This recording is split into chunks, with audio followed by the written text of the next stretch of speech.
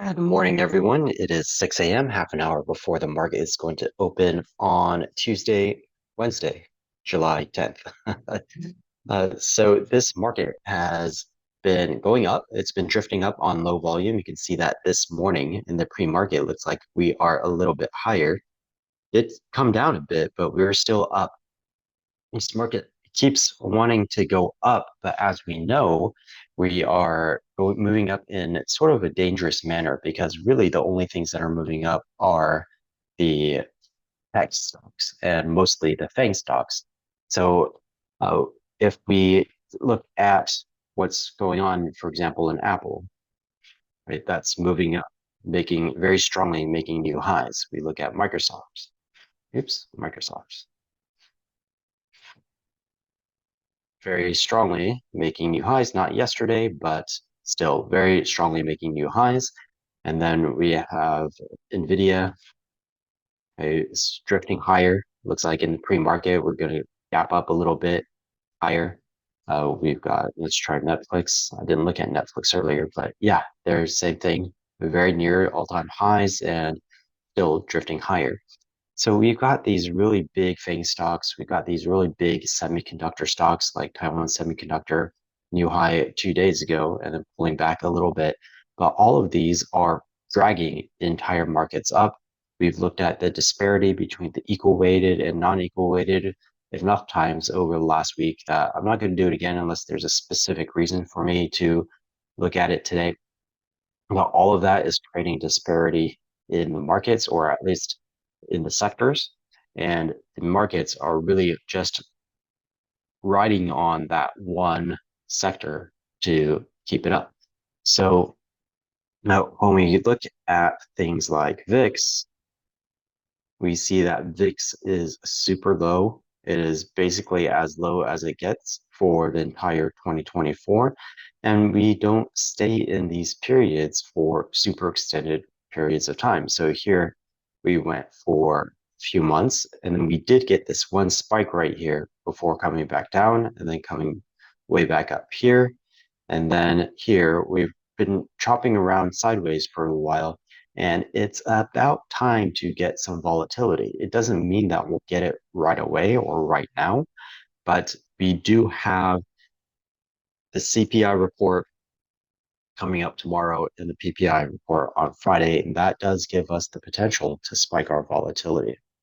When we look over at our CPC and see that we are at quite low, let's see, zero point 0.9. I think this is I need to find another source for CPC. This might be delayed, but uh, if if we had a let's see, what was this sort? Let's try stock price. Stock. Um, I believe they are dollar CPC. Well, they're also reporting zero point 0.9. So not an extreme in this case, but we did see a bit of an extreme a couple of days ago where that CPC came down. There's a lot of call buying versus puts. Yesterday, or I guess Monday, we were below that zero point 0.8 level that been looking at more recently, where we are quite a bit of calls inside of this market. So we just want to be cautious because we've been dipping below this zero point 0.8 level a lot more often than we had in this entire region over here. So overall, we just want to be really careful. It is very easy and very tempting to want to go into longs over here. Sorry about the noise, guys. I'm traveling right now and I'm not in my normal environment. So I guess uh, there's there's a lot more noise than I anticipated at this time in the morning. So we want to be very careful heading into the CPI and PPI reports tomorrow and Friday. And we just don't want to get caught long in any positions that are unbalanced or unhedged in case things start to happen uh, and that volatility spikes and we start to suddenly drop. Any calls that we have could get caught in that activity and come down, especially if we're looking at the hotspot, which is in XLK, right? The tech stocks, XLK, SMH, QQQ. That's where all the action is right now. So in these sectors where we're heavy, or the anything where we're heavy tech and consumer discretionary, we're going to want to be very, very careful because the potential for at the very least, a mean reversion, even a mean reversion looks like a pretty big drop. And we've been talking about the strong possibility of a pullback coming next, not just a mean reversion. So we just be very careful with longs in any of those sectors in particular, but longs in general. We just want to make sure that they're hedged and that they're balanced. A couple of sectors that are starting to look okay to the upside, though, are XLF. XLF is drifting upwards, and you can see if we cross this purple line, we're probably going to test the all-time highs right here. And we are heading into earnings seasons for the financials, and that's probably why we're starting to get some intention right here. Well, I'd be very, very careful because I mentioned earlier this week that this round of earnings is the first time where earnings are being revised upwards. And if they're revised upwards, then it's a little bit more difficult for the company to beat earnings. In pretty much ever since COVID, we've had a series of downward revisions. Well, I guess it for sure happened during COVID, but then ever since rate hikes, the rate hikes, and then holding steady of the rates, the company revisions for earnings have been moving down with each quarter. So it was very easy, or not very easy, but much easier for companies to beat their earnings estimates, the ones that are set forth by analysts. So these earnings beats, even though they beat them, we were revising them downwards, and sometimes revising them down so much that even if you beat earnings, it was still a net downward movement on the quarter. And because you beat earnings, then it was treated very favorably by the markets, and we get these. Uh, we get this spike upwards and continued upward movement of the S&P. This time is different. This time it is the revision is upwards, so it just makes it a little bit harder for earnings to be beat. And that means there could be some surprises. There's a higher potential for surprises to the downside this time around in earnings. So we're going to be watching the financial earnings very carefully, because if we start to see a lot of misses there, then we're probably going to see a lot of misses in the rest of the sectors, because if financials are hurting, it's because they are not able to lend as much. Maybe interest rates are too high and people just don't want to borrow. People aren't buying homes and they're not taking out mortgages. They're they're waiting later for purchases, or they're already maxed out on their credit cards. That's something that we're starting to see, as well as an increase in consumer credit. So if people are maxing out on their credit cards, they're not able to borrow. Well, all of that is bad news for financials, and that's also bad news for the broader economy. So we'll watch those financials earnings very carefully, and then followed by financials will be the tech earnings. And if we start to see all of this enthusiasm for tech is a little unwarranted and earnings can't keep up, then that's going to be another catalyst for the downward movement. So we got a lot of potential coming up in the next couple of weeks for the breaking of this trend that we've been having in the S&P 500, so that it looks more like the RSP.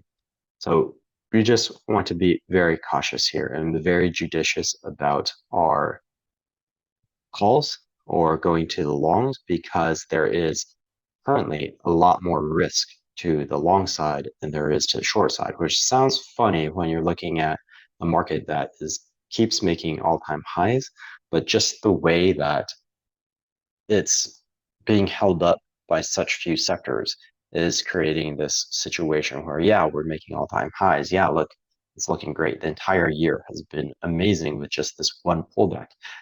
But we are really um, just in a higher risk environment to the upside than we are to the downside at the moment.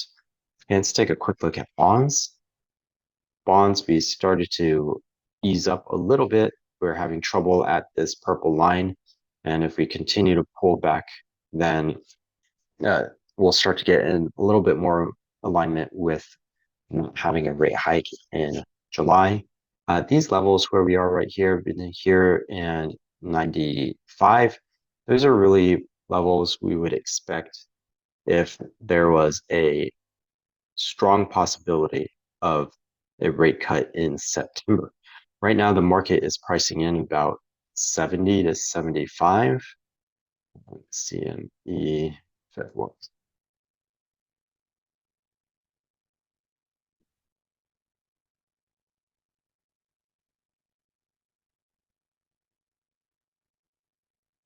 So we've got about even higher, 77, 70, yeah, about 77% in September. But if we were more like 90, 95%, that's what we'd expect to see in this current picture. And it's just not the case. And that July rate cut should be more like zero. The September should be more like 15 to 20%, not non-zero, not impossible, but not super high probability. And Powell yesterday, he was speaking, and the market just wasn't really getting the message. He's like, we need more data. It's not the right time to make a decision yet. We don't want to cut too early. But we also don't want to hold too long. We're just in this balance situation where we just need to see more data. That's basically a spot on summary of everything that he said. And so the market didn't really react too much, but what it should have done was, hey, not not in July. Not, it was, and we need more data. That means we need to see the current round of CPI data, and then we need to see the August, and then maybe in September we'll have had enough data. Okay. So that's going to round out everything. Can't sectors, but we already looked at sectors. We'll just do a quick look at momentum. Oh, we were talking about financials. The other one is healthcare. Healthcare is starting to look like it's picking up a little bit. I know it doesn't really look like it on this chart, but what we've seen over the past week is just the slow riding of this MA50 upwards. And if we can break through that EMA 20, we'll be more confident and then that we can reach these highs right here. And then if we break that level, then that's breakout. And one of my own personal indicators that I programmed for myself is showing me that you can see that in the S&P, we don't have an indicator. We have a buy indicator right here that we caught and rode up to here, but we're not getting another buy indicator over here in this SPY. But if I look at XLV, we are. It's saying that this is an early detection of a 14 to 30-day trend. And we're just getting an indication here on XLV that we could be moving upwards. And then we got that last week in financials. And we did move upwards for that week in financials. So we have some potential here to that the enthusiasm or the upward momentum is going to spread out to other sectors. But for now, it is concentrated in the tech, and it's going to be, I wouldn't go long XLF or XLV just yet. I would wait for those CPI reports, PPI reports, and also for, at the very least, a week of earnings before I started to get too excited about this. Okay. All right, so that's it for this morning. I am traveling. It is making it a little bit difficult to do these in the morning. So I will not be doing a pre-market session on Thursday or Friday. And then I will not be doing a post-market session on Friday, and I'm not too sure about tomorrow. I will have to let you know if I'm doing a post-market session tomorrow. Okay. Have a wonderful rest of your day. And if I don't see you tomorrow, rest of your whole week, so rest of your week. But hopefully I'll see you tomorrow at the very least in the post-market session. All right, guys. See you.